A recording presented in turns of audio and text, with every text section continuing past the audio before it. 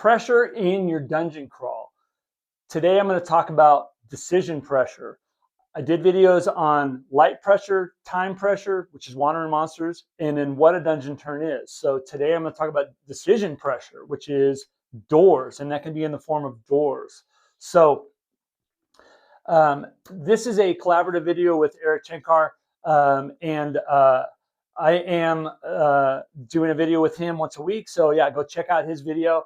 But yeah, today I want to talk about something that modern players often find funny when they hear it first, right? And that is old school D&D players are afraid of doors, right? Now that sounds ridiculous, right? So but if you spend time running old school dungeon crawls, you know exactly why doors are dangerous, right? Because in a dungeon, a door represents one thing: the unknown. And the moment the party opens the door, the situation can change instantly, right? So yeah, today I want to talk about why doors matter so much in dungeon exploration and how dungeon masters can use them to create tension, okay? Tension in your game. So every door is a decision, right? So one of the biggest differences between old school play and modern play is that players treat doors very differently, right? I have had a group sit for hours thinking about how they're going to open a door. I mean, I know ridiculous, and that's counter to what I'm going to talk about, but I've had it happen. It's because they were afraid of what was behind the door. So modern players often assume the dungeon is balanced, right? So they kick open the door and charge in, right? Old school players do something else entirely, right? They stop, they listen, they think, because they know that whatever is behind the door might be far more dangerous, right, than what they're prepared for, right? So in that moment, standing in front of a closed door is where the tension begins, right? So what might be behind the door, right? So a door is a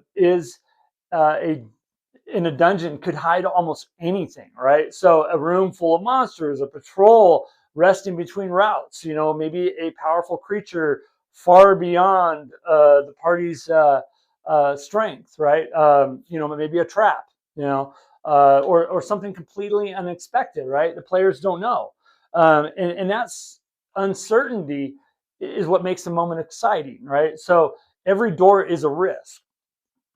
So let me talk about listening at doors, and that's a big old school component to anything is listening, right? So there's actually a mechanic for it too. So one of the classic old school behaviors is to see you see at a table, right? An old school table is this: that players listening to doors, right? They press their ear against the wood, right?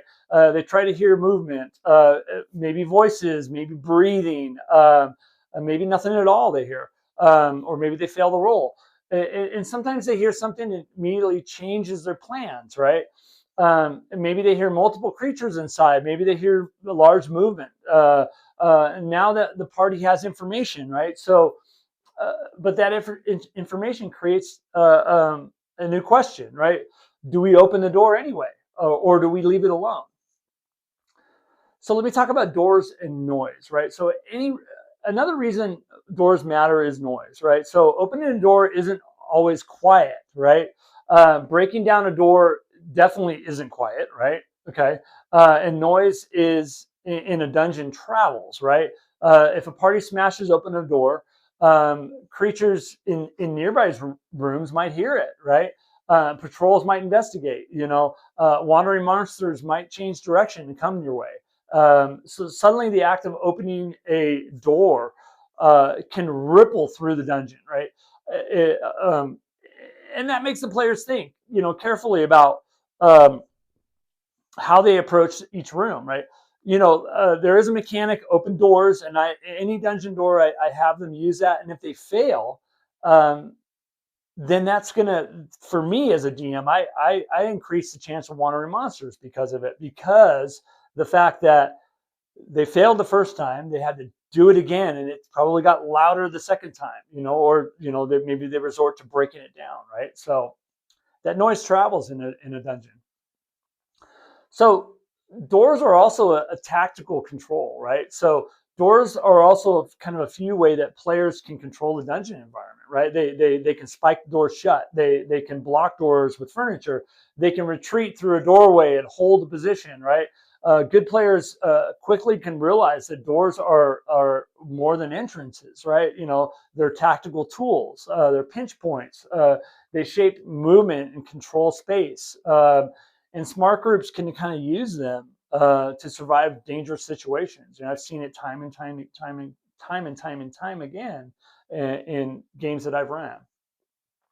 So what happens when the door finally opens, right? So one of my favorite moments as a DM is happens right before the door opens, right? You know, the players have been debating, they've been listening, they've been planning.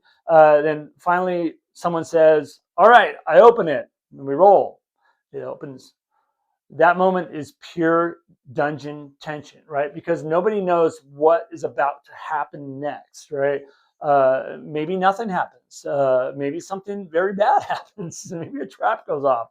But the uncertainty of what of that makes the game exciting, right?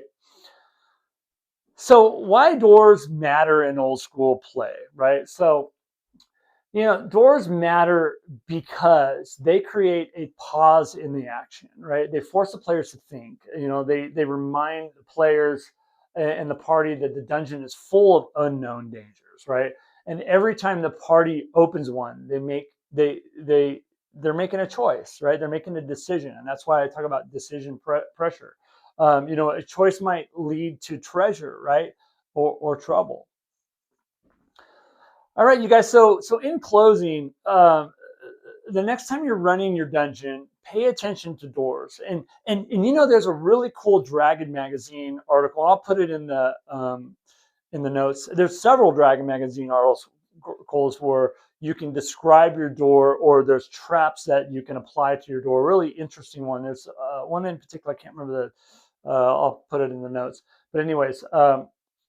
Pay attention to doors, give them some description, and if you really just say, oh, it's just a blank door, well, that's not enough.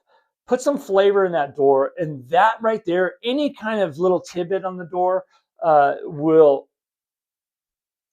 increase tension, which we always talk about, and that is literally what you want to do in your game. You want to increase tension some sort, and this is a really great way to do that, is even just to describe your door, introduce the door. Don't let them rush past them, and don't not describe it. The more you do, the more you're gonna see your players are gonna be like, ooh, you know. So what I would love to to do is hear from you guys in the comments, and give me some examples of some decision tension in your dungeon crawl. Put it in the comments. Tell me about it. I love to hear about that. And the other thing too, you guys, if you like this content that I'm doing, hit the like button. Please subscribe to the channel. Consider becoming a member, and and yeah, join the party. I love it. All right, you guys. This has been a lot of fun, and I hope that this little mini series has given you some avenues on how to increase pressure in your dungeon crawl or in your game, in your overall game. All right, you guys. This is the DM and Friends. I am DM Angelo, and like I said, this is the DM and Friends. You guys are my friends. I love that we're all on this journey together, having such a blast. And you guys remember, take care of each other, be good to each other, game on, and bye-bye.